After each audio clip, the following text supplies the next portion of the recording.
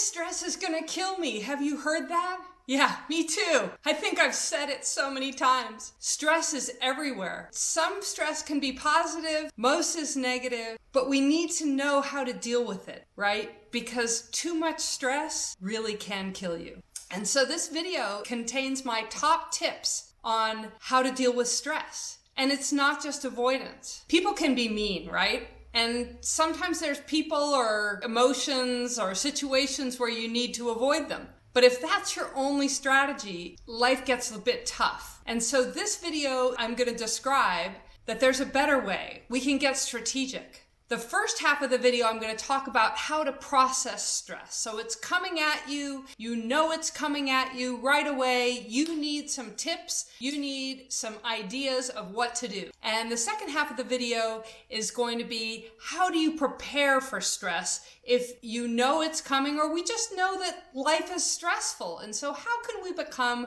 more resilient?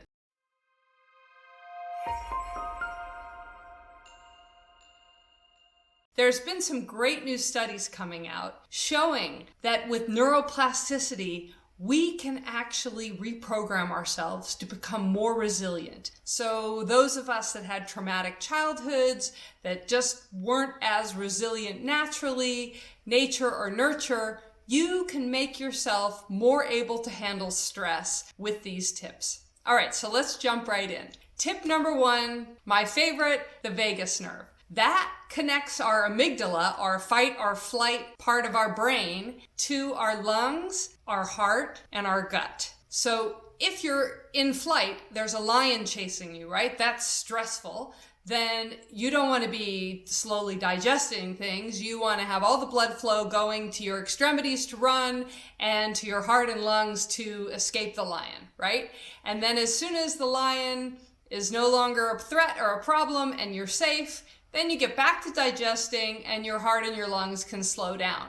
This is the point of the vagus nerve. The vagus nerve says, okay, the lion is here, we need to run, and gets everything going in terms of your heart and lungs. And then the vagus nerve says, amygdala says, we are safe now, we can calm down, and it gets everything kind of back in calm. The problem is a lot of what happens today in our daily lives feels like an emergency. We see that text message and we think we've got to check it, and we see a little red dot of the email and we think we've got to check that. And so we're living in a stressed out world. And then of course there's work and all kinds of other natural stresses that are coming at us. So the important thing to do to process this stress that's coming in using your vagus nerve is to be able to breathe in, go for a quick walk, maybe meditate, take a little bit of time. If you can get out in the sun, or even better, connect with a friend. Because if you think about it, our ancestors, the most threatening thing was to be isolated. And so the moment you connect with someone,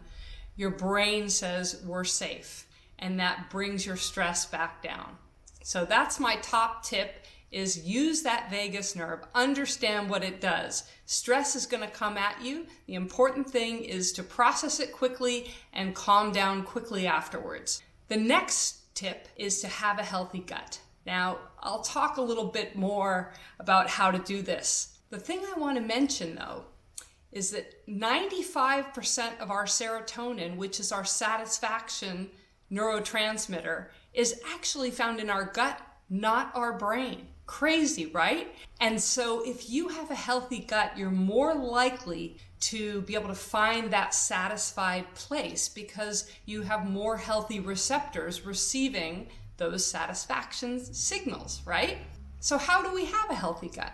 And can you do that overnight? I mean, we're still in the part of processing stress, right? Well, if you eat fermented foods, eat yogurt, it has a fairly immediate effect. And if you avoid sugar and avoid processed foods, fast foods, and junk foods, again, immediate beneficial effect. So when stress comes at you, go for a dill pickle, some yogurt. Don't go for sugar and ice cream because it kind of has a double effect, right? You're taking sugar and you're hurting your gut. And your gut is communicating with through your vagus nerve to your amygdala, and you're doubling your stress. And so even though comfort foods feel like the answer to stress, they actually increase your stress. So as you're processing your stress, really be mindful. Stay on whole foods and specifically add yogurt, kefir, fermented foods, raw garlic. Prebiotics and probiotics can really help you signal to your body that you love it and give your healthy gut a fighting chance.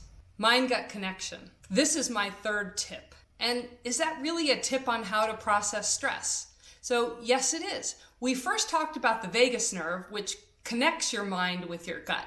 And then we talked about having a healthy gut and calming your mind through walking and connections. And so now it's really how those two work in unison. How does your mind, your vagus nerve, work with your gut? And the key here is to be able to use both in synchrony, right? So let's say you really want sugar, but that's going to be bad for your gut. So the first thing to do is to go for a walk, to call a friend, to try to bring that cortisol down so that your craving for sugar is lower.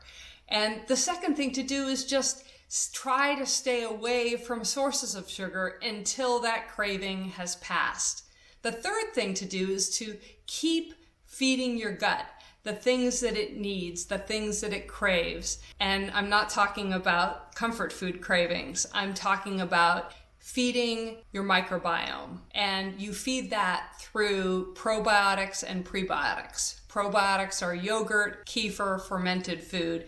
Prebiotics is raw garlic, raw onions, and more. Those in unison lead to a healthier gut right away. And then you mindfully stay in touch with having a healthy gut and a healthy mind and the ability to calm yourself. Before we jump into the second half, I want to just talk to you about my feelings of stress, because I have had stress through my whole life. I co-ran the #1 fund in the world in 1999. There's just this massive amount of pressure, right? And for some reason, I've had this kind of stress in my life always, because I'm competing at the highest levels of sports and business at the same time. Does that mean it's just easy for me? No, but I would say that I'm resilient, and when stress comes at me, I'm fairly good at handling it. But this hasn't always been the case. I used to just ruminate and worry and worry and worry, and I found that going for walks and connecting with friends and just tracking when it really works, right? So let's say that you do some meditation and it just makes you more stressed out. Then meditation is not your answer, right? But then let's say you go on a walk and you call up a friend and that really works for you and you feel yourself get calm. This is not the same as going for comfort foods or comfort activities like binge watching TV, because that may give you an immediate comfort, a dopamine hit, but it's really stepping back and saying, did that help me? Do I feel like my ability to bring my stress level back down has improved? Okay. So if you're liking this so far, please subscribe. I would love to keep the conversation going and follow me on social media. Now we're going to jump into how to prepare for stress. If just in general, you know, life is stressful, so why not build up your resilience, right? Okay, so the first thing, we're going to go back to that vagal tone and to the vagus nerve. So if you on a daily basis, even if something hasn't happened where you're stressed out, but on a daily basis, you connect with people, you go for walks, you're out in nature, you're taking in the vitamin C of the sun, you meditate if that works for you, do a little bit of yoga.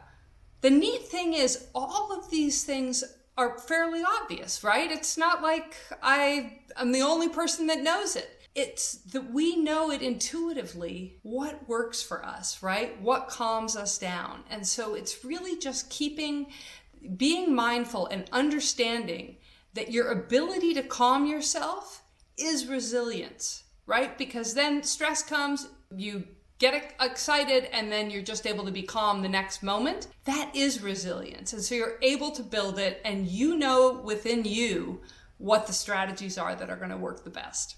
Okay, the second tip for preparing for stress is to plan. Now, obviously, when we're in the middle of stress, we may not be sleeping that well. right? But you can bank sleep ahead of time, and you can kind of get some other things done ahead of time. So if you know there's a real busy period coming, a lot of stress is going to come, you can plan on how to handle the stress, and you can also kind of build up your resilience ahead of time. Extra meditation, extra walks outside, you know it's coming. Not in a way that you are thinking about it all the time and worrying and building anxiety, but just, hey, I know that next week's going to be a super booked week, so I'm going to take a couple extra naps over the weekend, kind of build up my resilience. And the third tip is my favorite for preparing for stress. It's love. How does that help us prepare for stress? Dr. Barbara Fredrickson of UNC Chapel Hill has studied connection and positive psychology. And she found that love, and she wrote a book called Love 2.0, that love is actually creates physical changes in your brain. It's not this movie theater, now we're in love and the next year is a blur and nothing bothers us. It's not that kind of love. The love that she's talking about that is so good for your ability to handle stress, for your resilience, is micro moments of connection. So that's just us meeting in the grocery store and me saying hi. I may not even know you, but I brightened your day with a smile, right? If you add those up cumulatively during the day, you're building your resilience. So this is easy, right? You can go out and compliment someone and they smile back, boom, micro connection. You just built your resilience. So that is the greatest gift. And it actually can help relationships too. And this is a slight sidebar, because instead of thinking that you need just heaps of quality time or feeling guilty, know that you will build your love with your partner just by having these micro moments of connection. It's in a way like my philosophy about exercise. It's not all or nothing in this huge thing. It's just every time that you do it, every time you work that muscle, every time you connect with your partner, every time you connect with a stranger, you're building resilience, you're building love, you're building connection. I hope that you've enjoyed this and see that although stress is everywhere, we can build our resilience, we can process stress that's coming at us all day long, and we can prepare for stress in the long run. And in the end of the day, love is the answer. I hope you like this video. Hit subscribe if you want to see more. And check out my other videos. To join the best conversations on your health, you can find me in these channels on social media.